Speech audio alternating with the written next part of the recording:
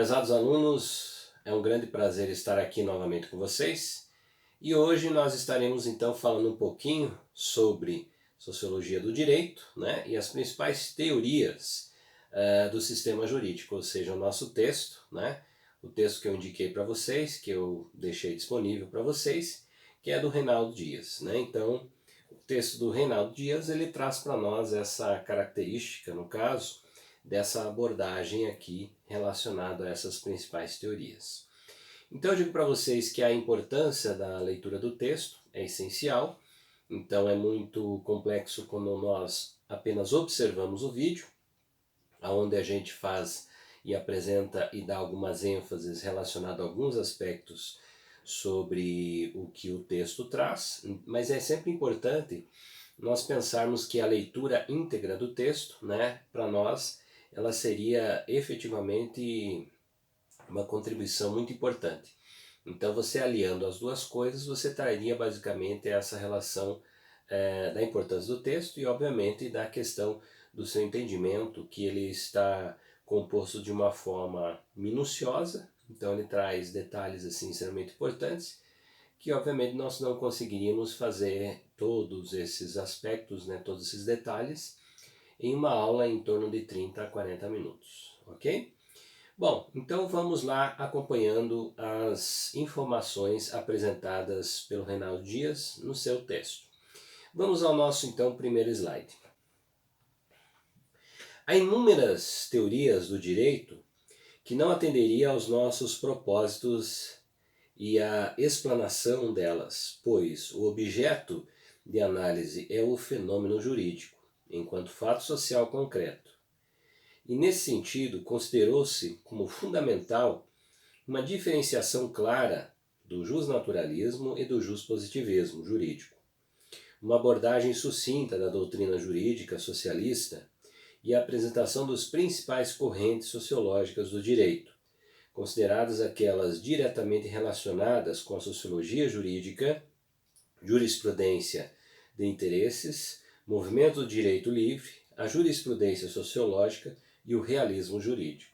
Então essa é alguns dos aspectos aqui, né, no caso, que o Reinaldo Dias apresenta para nós quando ele vai discutir o seu texto. Então efetivamente nós estaremos discutindo esses aspectos aqui quando ele traz para nós esses apontamentos. Vamos então ao nosso próximo slide. Justnaturalismo ou direito natural. Baseia-se na crença de uma ordem objetiva superior de caráter universal.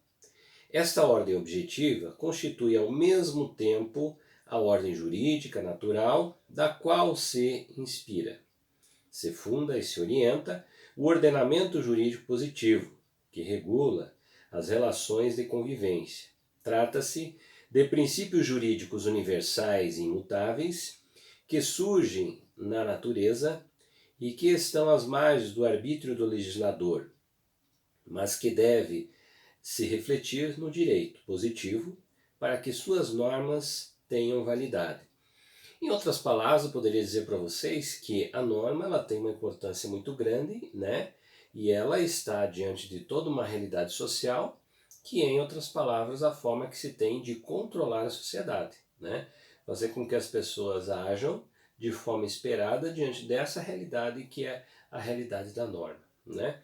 Então, no contexto social, nós poderíamos pensar que, ao se falar de uma norma, nós estamos falando em uma regulação da sociedade, ou seja, das pessoas que estão dentro desse grupo. Então, nesse sentido, ela é obviamente coercitiva, sem dúvida nenhuma, né? Porque a norma é uma característica, a existência da coerção. Então, nesse caso, nós teríamos basicamente essa relação. Então, o que é a norma? É um processo ao qual, em outras palavras, ela vai fazer com que a sociedade, ou que um grupo de pessoas se comporte de uma determinada forma. Então está dentro dessa característica, ou seja, dentro dessa perspectiva aqui. Vamos ao nosso próximo slide. Há pelo menos 4 vertentes significativas do direito natural. Cada uma delas apresenta certas particularidades e todas têm em comum o fundamento do direito em bases naturais. Primeira delas, no justnaturalismo de viés teológico, as normas eram estabelecidas por Deus, mas podiam ser conhecidas pela razão humana. Segundo ponto, no justnaturalismo de cunho racionalista, as normas haviam sido criadas pela razão humana e não tinham origem nos mandamentos divinos. Terceira, já no justnaturalismo historicista, pretende deduzir normas universalmente válidas a partir do desenvolvimento da história humana, que ocorre devido a uma necessidade interna que se conduz a algum destino. A quarta, a teoria da natureza das coisas estabelece que certos aspectos da realidade possuem forças normativas que constituem uma fonte de direito ao qual deve-se adequar-se. Nesse sentido, que nós podemos pensar que cada uma dessas linhas de raciocínio, elas vão discutir efetivamente esse princípio da norma, característica, como ela se manifesta, como ela aparece, quais são os critérios estabelecidos. Então são as referências importantes que vão, em outras palavras, trazer para nós essas perspectivas de caminhos teóricos para poder discutir efetivamente então essas relações das influências dessas teorias quando se discute principalmente o direito e obviamente o fenômeno jurídico, né, que é através do princípio da norma. Vamos adiante. No século XIX, o Estado liberal procura construir uma concepção de direito mais adequada aos seus propósitos, que tem os seguintes parâmetros: o reconhecimento do direito positivo como único direito, em clara oposição ao justnaturalismo, a construção de uma ciência rigorosa e autônoma, cujo objetivo é exclusivamente o direito positivo, o estabelecimento de uma clara diferença entre o direito e outras ordens normativas através de critérios facilmente identificáveis, como o recurso, a coerção institucionalizada, a atribuição ao direito da função exclusiva de ordenar e proibir determinados atos. Aí você tem essa relação, ou seja, que eu havia inicialmente passado para vocês. Processo coercitivo, né, essa é uma condição natural. Então, dentro dessa relação, você percebe que a condição das pessoas se comportarem de uma determinada forma é uma relação com a norma, é uma relação com o direito, é uma concepção que vai se estruturando através da própria instituição construída em função do direito. Então, está dentro dessa concepção, então dentro desse universo. As discussões elas vão estar em torno disso, então elas vão estar se relacionando, elas vão estar discutindo essa perspectiva, né, que é uma perspectiva, por exemplo, da norma, né, como ela se aplica, como se vê essa norma, como você interpreta efetivamente essa norma que se faz dentro da sociedade, né? Então, quais são os princípios, quais são as características que se tem. Nessa vertente social, obviamente, cada uma dessas análises elas estão relacionadas tanto à ideia da positivação do direito, como à ideia, por exemplo, do direito natural. Então, essas duas linhas elas vão estar constantemente presentes aí em grande parte das discussões desses teóricos, aos quais defendem, cada um deles, né, tem uma preferência. E, obviamente, os textos eles vão estar voltados às defesas e às críticas relacionadas a esses princípios filosóficos, né, que também são aplicados dentro da área do direito. Vamos ao próximo slide. A análise de Kelsen tem os mesmos pressupostos dos positivistas mais tradicionais, e de que a análise do direito deve ser feita com independência. Todo juízo de valor ético-político e toda referência à realidade social em que atua. O direito é um fenômeno autônomo, cujo conhecimento é objeto da ciência jurídica. Todo direito é um sistema de normas ou enunciados de muita variedade, nos quais se manifesta esse direito através de leis, sentenças dos tribunais e outros atos que são específicos de cada sistema jurídico particular. O Estado é a personificação de uma ordem jurídica, porque não é mais do que uma ordem coercitiva de conduta humana, e esta ordem é uma ordem jurídica. Então, aí quando a gente pensa essa análise do Kelsen, ele vai trazer para nós essa amplitude. Então ele traz que não é simplesmente uma norma, mas você tem uma concepção muito maior que isso, que é a própria relação da ordem jurídica, né, como ele traz. Então é um universo muito mais amplo, é um universo assim muito mais constituído com o princípio da própria instituição jurídica, né? Então ele está dentro dessa concepção, na sua dimensão, e a importância da sua dimensão. Então ele evidencia essa importância quando se traz aí diante da sua própria análise crítica. Vamos adiante. O marxismo considera o direito como fazendo parte da superestrutura da sociedade, que depende totalmente da infraestrutura identificada como economia. O direito somente reflete as relações de dominação existentes na sociedade e constitui-se num instrumento de serviços das classes dominantes, que é o imposto através da coerção do Estado. Levando adiante esse raciocínio, numa sociedade comunista, desaparecerá a exploração de uma classe sobre a outra, e não haverá necessidade da força coercitiva do Estado, que deverá desaparecer e, consequentemente, o direito. É claro que dentro dessa linha de raciocínio, né, ao qual nós teríamos, por exemplo, essa concepção de uma sociedade igualitária, você teria efetivamente uma série de aspectos aí que estariam sendo analisados dentro desse contexto, né? Então, se nós pensarmos, por exemplo, o processo ideológico pensado pela linha de raciocínio marxista, você teria efetivamente uma condição que seria uma condição igualitária a todos, né? Todos teriam a mesma posição dentro da sociedade. Então, dentro desse princípio, o próprio direito, ele deixaria de existir com relação a essa característica. Naturalmente, né, ele estaria deixando de existir. Por quê? Porque, obviamente, você teria uma sociedade de princípios igualitários e você não teria o quê? Um princípio que diferenciasse a construção de classes sociais. Então estaria totalmente fora desse princípio. Portanto, se nós pensarmos a ideia da desigualdade, ela estaria distante dentro desse universo. E aí, obviamente, nós teríamos uma série de concepções dentro dessa sociedade que seria, obviamente, pensada de forma diferente do que é a nossa realidade hoje. Vamos ao nosso próximo slide. Jurisprudência de interesses.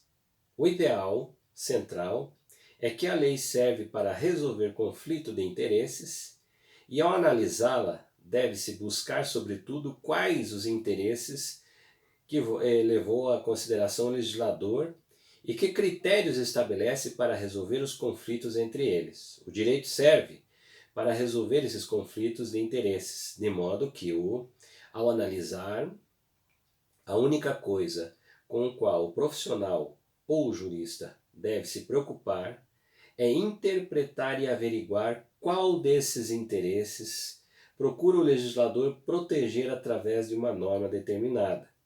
Um dos representantes dessa corrente foi Rudolf Henning, na segunda etapa do pensamento. Então veja, a ideia, por exemplo, da condição do direito, se nós pensarmos aí, uma referência extremamente importante para você discutir as perspectivas, por exemplo, da norma, ou seja, a norma é feita para quem? A norma, ela vai atender o interesse de quem? Então, nesse sentido, né, são concepções que trazem aqui, por exemplo, essa ideia das jurisprudências e dos interesses. Então, é uma concepção social, é uma crítica social que se faz com relação a essa característica específica aí que se constrói dentro desse mecanismo. Vamos ao nosso próximo slide. Escola do Direito Livre é uma corrente que vai além da jurisprudência de interesses, agrega a liberdade do juiz para ditar sentenças quando se produzem lacunas de acordo com o sentido de justiça. predominante na comunidade, e um tipo de direito natural cujos princípios não são eternos e imutáveis, mas flexíveis e sujeitos a variações. A vantagem é a abertura do direito à realidade social e a sua preocupação com uma justiça mais material, que forma a justiça da sentença mais do que a legalidade da mesma.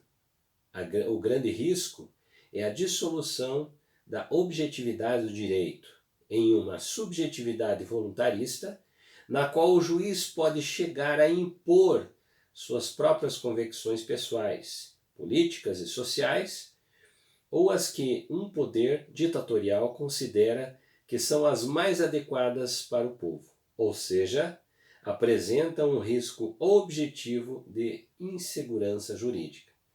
Nesse sentido, obviamente, a gente tem uma crítica muito forte, né, em relação a essa ideia, por exemplo, da escola do direito livre. Então, ele está diante de uma realidade que, em outras palavras, ela pode ser um condicionante, infelizmente negativo, né, mas se você tem tendências voltadas ao pensamento do universo jurídico, obviamente isso vai ser uma crítica muito bem estruturada dentro do mecanismo social. Então se pensa dessa forma, ou seja, a perspectiva da função da justiça, da função do direito e a sua aplicabilidade de forma que tenha toda uma sociedade vista da mesma forma.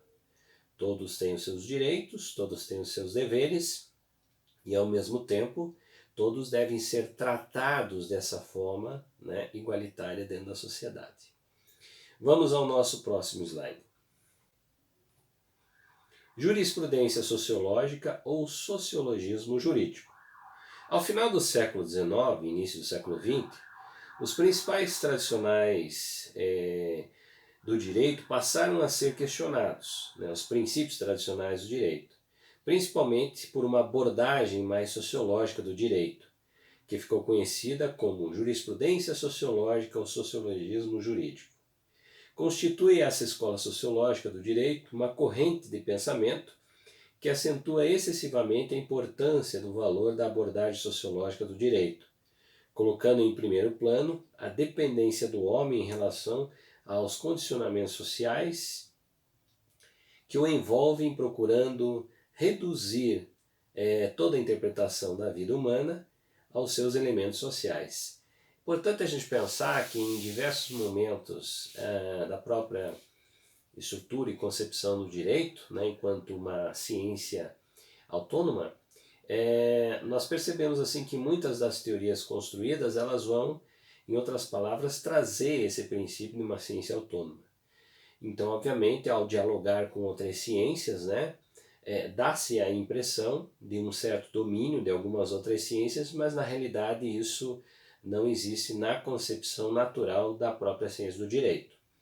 As outras áreas elas vêm a contribuir, né? Elas vêm a contribuir no sentido assim de você ampliar a discussão que é apresentada, e não que ela venha a tomar posse, né, de uma área de conhecimento específica que já se constitui e já existe por si só, que é, por exemplo, a área do direito. Vamos ao nosso próximo slide. Realismo jurídico. O realismo jurídico é uma corrente do direito que apresenta uma visão sociológica do direito, a partir do momento em que oferece uma alternativa ao legalismo nos marcos da prática social do direito. O realismo jurídico apresenta duas vertentes ou ramos, uma delas é a norte-americana, né, destacada por Carl Levin, né, e a europeia, que é destacada aí por Carl Oliven Hofhaus, né, da Escandinava. Então nós temos essas duas relações aqui. Então o realismo jurídico, além de você ter uma escola norte-americana que é muito forte, você tem a escola europeia também, que traz para nós essa vertente. Então, dentro de uma concepção da visão sociológica, né, dessa relação da visão sociológica do direito, a partir do momento em que essa prática ocorre, né? Então essa é uma concepção aí que se traz diante dessa ideia do realismo jurídico. Vamos adiante. Próximo slide. Principais sistemas jurídicos da atualidade. Além de ser um fenômeno cultural, como vimos, o direito é um produto histórico-social. Foi gerando princípios e instituições de forma coercitiva, de convivência social, formas punitivas em relação aos atos ilícitos e mecanismos de determinação dos direitos dos indivíduos e dos grupos sociais. Ao longo do tempo, as regras do direito, princípios, instituições e categorias vão sendo modeladas e atualizadas, ou dão lugar a novas formas, né? Na medida em que uma sociedade, por vontade soberana, vai assumindo o controle do seu destino. Então, em outras palavras, né, o sistema jurídico ele vai se concebendo, ele vai se remodelando de acordo com as necessidades sociais, ou seja, a sociedade modifica, obviamente isso vai acontecer também com o próprio sistema jurídico. Bom, o que eu teria para discutir com vocês, né, é esse texto. Ele é um texto assim, digo para vocês, ele não é um texto longo, mas ao mesmo tempo ele tem uma contribuição muito grande porque ele dá uma visão mais panorâmica, né, sobre essas relações voltadas à sociologia e ao direito, as escolas que vão aparecer aí diante desse cenário, né? Então eu diria para vocês que a leitura é essencial, repito novamente aqui, né, nesse vídeo para vocês, que é necessária a leitura, e ao mesmo tempo espero que tenha contribuído aqui com alguns aspectos que eles são importantes, né, na evidência desse texto aí que foi apresentado para vocês. A todos vocês, bons estudos e até a próxima aula.